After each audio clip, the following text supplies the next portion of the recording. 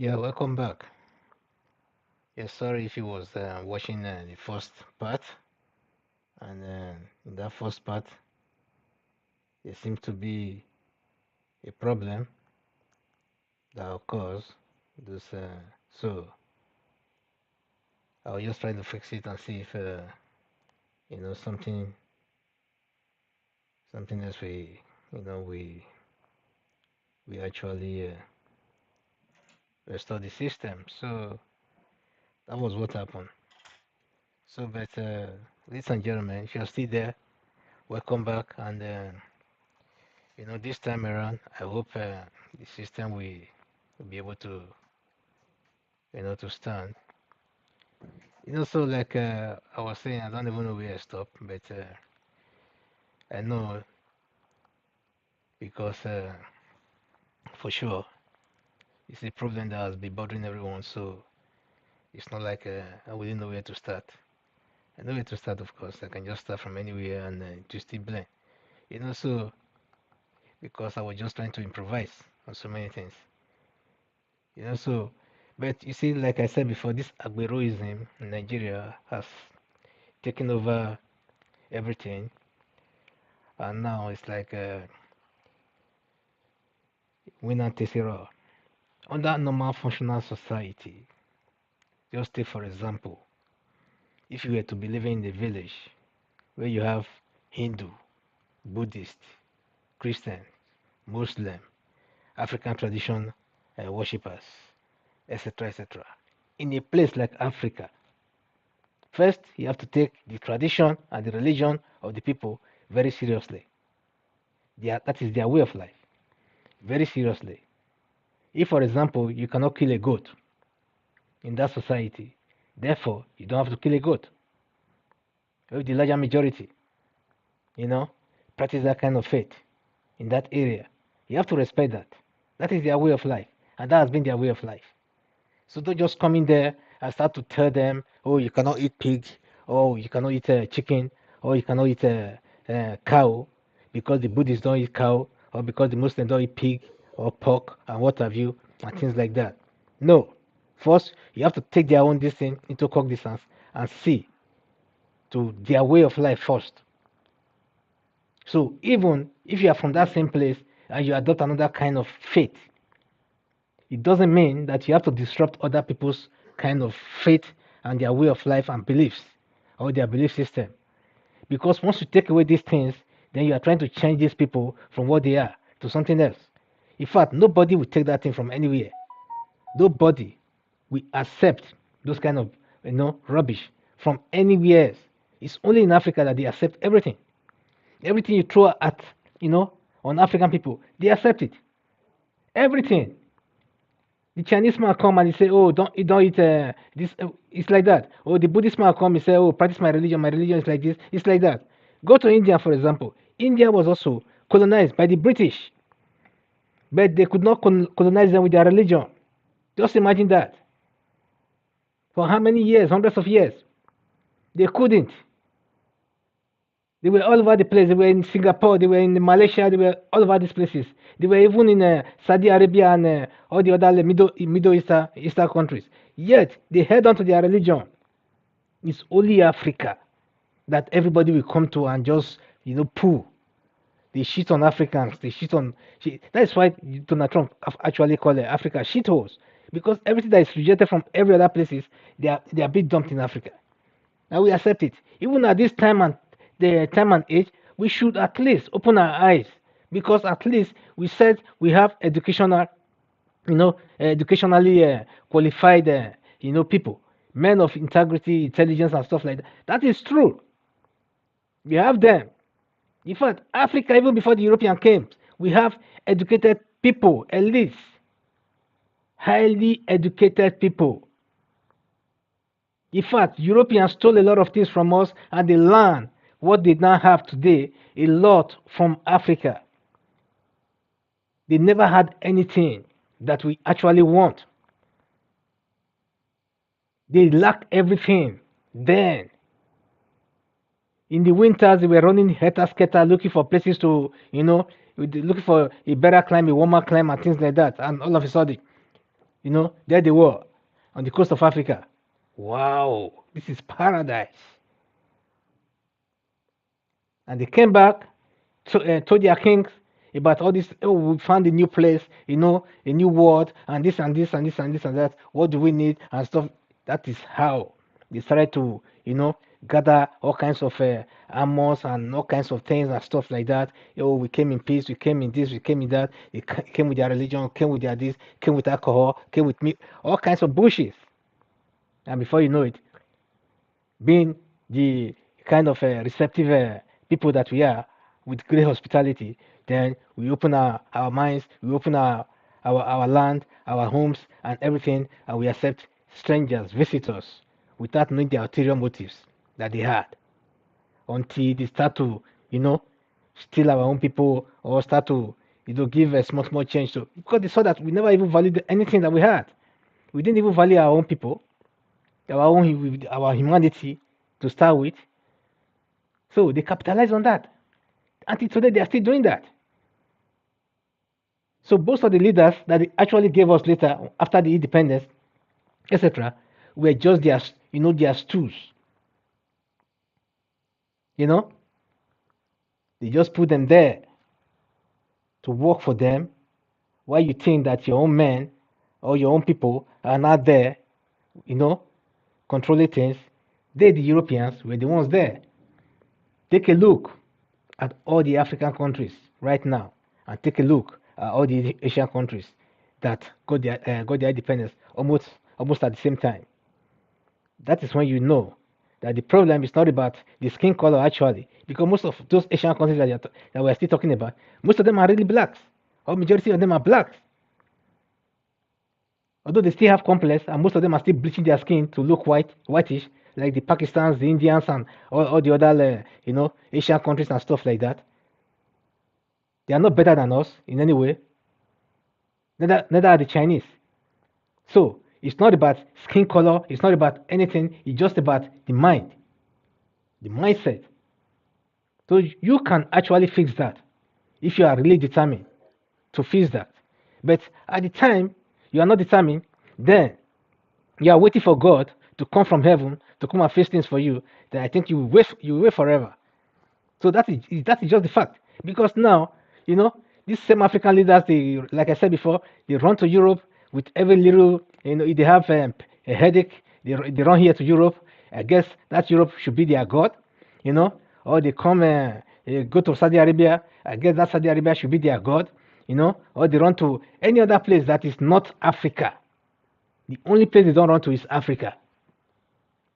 So if you are colonized by the French, you run to France. If you are colonized by the British, you run to England. Or you run to any other English speaking area. Australia, what have you, Canada, etc., etc. That has been the mentality of these whole people. So these people are screwed. I'll tell you that. So, but what I'm saying is that we shouldn't put our own future into their hands and mortgage our own children's and our children's future into their hands. There are things we can do. For me, what I can do right now is to talk. Because definitely, if somebody can hear me now, somebody can also hear me maybe 2 or 5 years from now as I speak. So that is the only thing I can do. So that is why they always say, if you can write a book, always write a book. So now this is like writing a book because it's going to be in the archive for a very long time to come. Somebody's going to see, somebody's going to get motivated by it. So and that person might be, in the position of authority someday, and we just take maybe one little thing from here, one little line from here, and add it up to another thing, and from there, then you take it to another level. You might never tell, or you might never know until you know. So it's good to talk about these things because these things affect us, affect us all.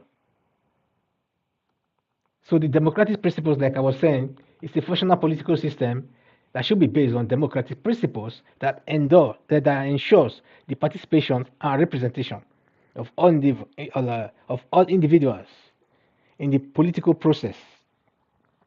This includes free and fair elections, the right to vote, and the right to participate in the decision-making process. The system should also ensure that the government is accountable to the people and that there are checks and balances on the power of those in authority. Without things like that, just imagine if somebody's making if in Nigeria, if Nigeria or any other African countries, for example, is a company and that company is not making progress, how can you pay your staffs? How do you pay your workers? In fact, how do you go to work? If workers are not paid, how do they go to work? How do you fuel your car? To go to work. So you rather not go to work and look for some other alternative of livelihood than to go to work and not be paid. It's as simple as that. In fact, how do you pay for the rent of the office or office space if you're not making money? So Nigeria is a country like that. Likewise, many other African countries, they are bankrupt in the sense that they are making money, but the money is not coming back to the coffer of the federal government or of the government, whether state or local. So where is the money going? So all of a sudden they are borrowing money to finance the running of government. The president is earning more than any other. In fact, Nigeria president is the most highest paid president in the world. The same thing applies to Nigeria senators or lawmakers, whether in the upper house or in the lower house. The same thing applies to House of Assemblies. They earn more than the city of Amsterdam and the mayors and the rest here in Amsterdam. What's supposed to be the local government, at the local government levels. So when you look at this whole thing, then you start to ask yourself, what the hell is actually going on? It's like nobody really cares about the growth of Nigeria. Or in fact, even the basic amenities that is supposed to be basic. Ordinary primary school, schools in Nigeria. When you see some of them, sometimes you start to wonder, what the hell? Is there no government in this place? Because even if there's a war going on for 10, 20 years, go to those or check those war-raven areas, for example, you see that things are still organized up to a certain level. What about communal effort? Even without government at all, a community can still gather and still build a house, at least a primary school, for example, and a secondary school, with roof, everything, protected from the rain and sun, with their own manpower.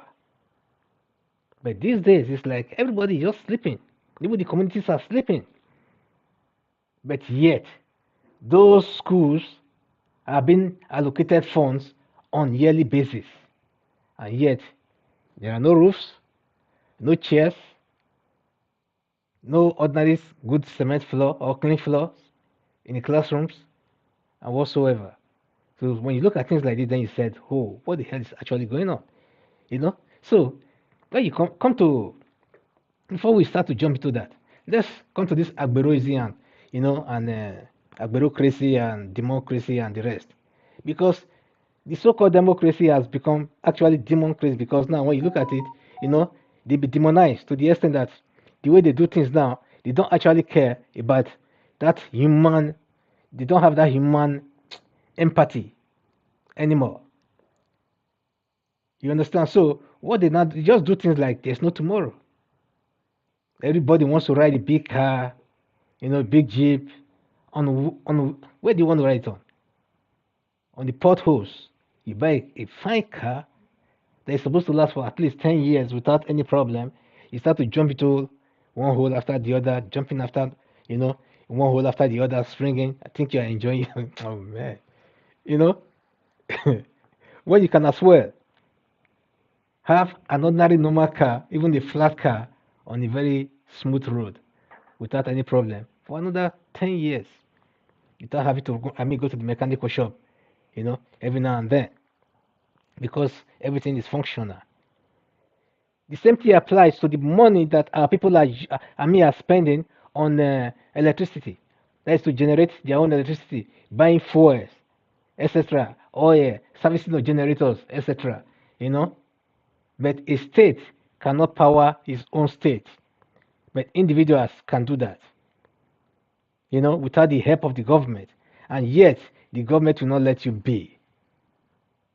So what are the government actually doing for the people? Nothing. But they are always expecting something back. You know, there's no job. You know, they didn't provide. There's no job provided for the people, and yet when the people are trying to provide something for themselves, for example, you are a danfo driver and you go out there with your danfo, then you meet people like MC Oluomo in Lagos, you know, and trying to tax you, you know, from your own sweat. Then at the end of the day, not just by taxing you, by abusing you, by beating all kinds of, you know, all kinds of rubbish going on there, whether in Lagos or in some other bigger cities, etc. It's not like the government have a really tax system that is workable, whereby if you are a transporter, then you have to pay a certain amount of money on year or monthly basis or whatever. It has to be on daily basis.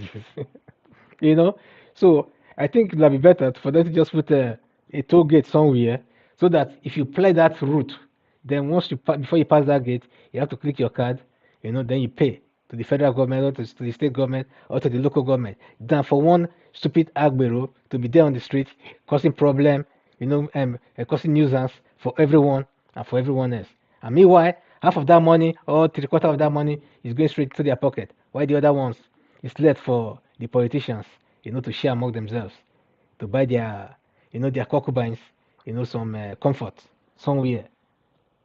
That's exactly what's going on in Nigeria. So the mafia has taken over Nigeria as a whole. That's what we are talking about. This Agbero-ISM and Agbero-Crazy, you know, and what have you. So the people should arise, you know, and stand up for what belongs to them and fight for it. There are so many ways to arise. You don't have to go to the street sometimes to, you know, to start to destroy things and stuff like that. There are so many other ways. For example, even if you stay in your houses, you know, you just make it know, like, you know, like like was done in the southeast the other time. You stay at home, kind of this thing. It's a very effective tool, you know, of drawing their attention to some of these things. Although they don't really care, most of these governments don't really care, or the kind of politicians you have these days, they don't care. Because why? Because they belong to this same system, this Agbero system. They lack this quality education, they lack this basic education about how things should run properly. You know, because they be modeled to think like everything has to be brute force. Brute force has to be applied for everything to work in their favor. So it's either you vote for me, or like this or like that. Just like the way, I mean, that was done in Lagos in the past governorship election, for example, when you saw all kinds of threats from ballots and things like that. Oh, you must vote for APC. If you don't vote for APC, be ready to leave Lagos, be ready to leave this house, be ready to leave this building, you know, and quit this thing. Let's assume, okay, now we are quitting all your buildings and stuff like that.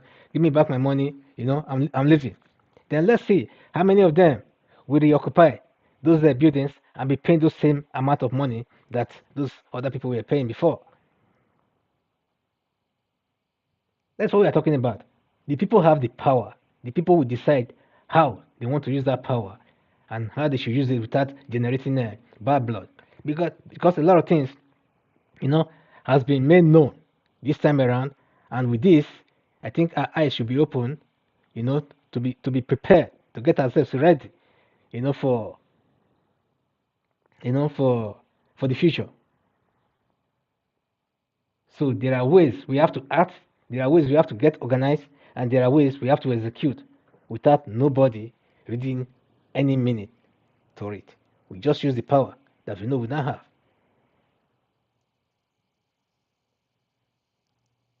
It's as simple as that. Because sometimes some issues, you know, bring out some other issues that were not known. So, but with that one that is not known, then you cannot say, okay, now let's strategize, you know, and use it to our own benefit, like this, like that, without noise making. You understand? Who would have thought that Labour Party will come and win in Lagos when someone from Lagos, or who said he came from Lagos, a man who came from Ogun State, a man who came from Osun State, and that has lived in Lagos as a Yoruba man, and claimed Lagos as his own state, that has been a governor of Lagos State and was running as a president under the same party that is in power, and yet this man was defeated woefully in that Lagos State by a man who has lived in Lagos for also about 30 years and thereabout, but who originally came from the southeast. that that is something. That is something you can learn. Because look at London, for example. Look at the Prime Minister of UK, for example, a Pakistani, right? So who will have thought that a Pakistani would become a Prime Minister in the UK? Do you hear some people from Wales and Ireland and Scotland and the rest shouting, "Oh, it's not one of us," and this and this and no, they are not shouting, they are not crying. It's a member of their party to start with, and this man is an English citizen, is a UK citizen. Secondly, then the rest is not important. This man is not working for Pakistan, he's working for the UK. It's as simple as that. That is the way it should be seen. So, but all this ethnicity bullshit and things like that, that's always been thrown into the Nigeria polity and political system. Sometimes there should be a limit to some of these things. I'm not saying that a foreigner should come to my own place or my own village and start to rule over my people. That's not what I'm saying, because that's a village.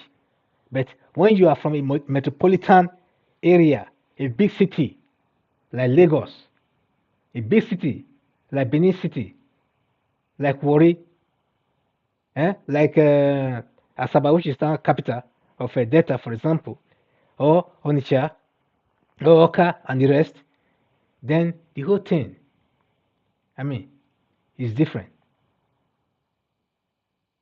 It's different, especially like Lagos, because Lagos is more or less a country of its own, made up of so many nationalities from all over the country. Most people are born in Lagos. They are not from their mothers or their mother or fathers are not from Lagos, but they were born there in Lagos, and Lagos is the only place they know. And some of those people are 30, 40 years, 50 years now. So if he wants to run for an office as a local government chairman, you will say, no, you are not from here. You have to go back to Enugu to go and run, or you have to go back to Benin City. This man don't know where Benin City is. All he knows is that my parents are from Benin City, my parents are from Enugu, my parents are from Onitsha. That's all I know. Even if I go there, they don't know me. Even if I speak, I don't speak like them. Even if I try to speak their language, it doesn't sound like them. At once they will know that, hey, where are you from? Your Igbo is not, it's not in tune with, now. The same thing. Whether you're from Delta, they will say the same thing. Your tone is not, your Yoruba is not refined, or your Isoko is not refined, or Ijo, or what have you. That's what they will tell you, and that's the fact. And yet, where you was born, which is Lagos, are telling you because your parents are not from Lagos. Therefore, even if you speak the Yoruba, they say your parents are not from Lagos. Therefore, you cannot run so office. If you must run, it has to be like this on this condition, on this condition. It's not. It shouldn't be like that. So that equality and fairness, a functional political system, should promote equality and fairness to all individuals and communities. This should include ensuring that everyone has access to basic services like education, healthcare, and social services, regardless of their income or background.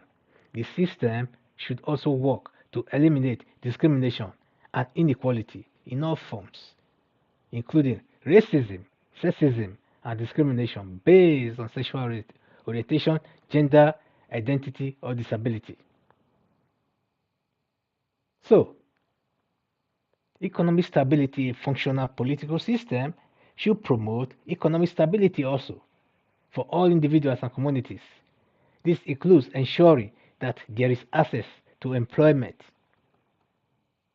that is to employment opportunities, fair wages, and so many other things that follows, such as social safety nets like healthcare, social security, and unemployment insurance. The system should also work to reduce income inequality and promote economic growth and benefits all individuals and communities. So until Nigeria get to that level, then we are not operating any system at all. The kind of system we are now operating now is called zero, zero, minus zero, zero, zero, system of formula system. So we have a long way to go. We've not even started. Rather, we are going deep down, deep down, deep down every now and then. In every electionary year, we see ourselves going down. And the most painful part of it is that all other African countries that are looking up to Nigeria, they are being frustrated by this whole thing. Because when the elections are coming, then the hopes will be high. But when the election comes and go, then the morale will slump. What about things like social cohesion? Do we have it? A functional political system should promote social cohesion and integration among all individuals and communities. This includes promoting intercultural and interfaith dialogue, respect for diversity, and addressing social issues such as poverty, homelessness, and substance abuse. The system should work to reduce social divisions and promote a sense of shared identity and purpose among all members of society.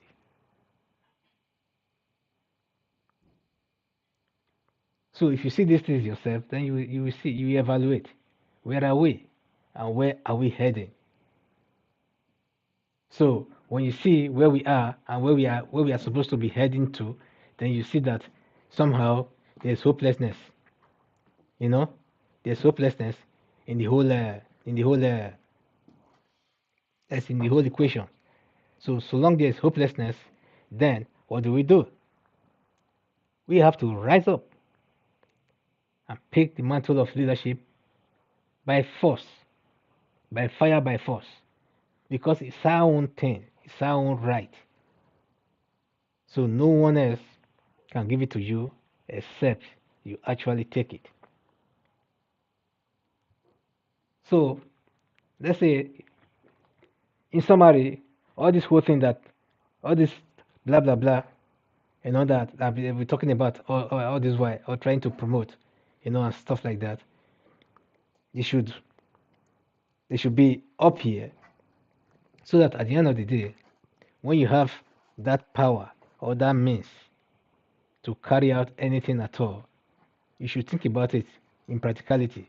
Put these things in ABCD, 1, 2, 3, 4, then, and see which one you take first, and which one you apply secondly, and which one you apply last. So, in summary, a functional political system that favors all should be based on democratic principles, protect fundamental human rights, promote equality and fairness, ensure economic stability, and promote social cohesion. Such a system should prioritize the well-being of all individuals and communities within its jurisdiction and work towards creating a just, peaceful, and prosperous society for all. So, until that day, then we are still dreaming. Ladies and gentlemen, so please, let's not give up on our dreams. Let's keep dreaming. But what I'm saying is that so many things we can do right now without waiting for God to come and do it for us, or without waiting for some other men to come and do it for us. All we need is ourselves. Share ideas, come together, and try to do what we can to rescue ourselves from this situation. So give us a thumbs up, subscribe to our channel if you've not, and please share this video and let all people see it and let it go viral.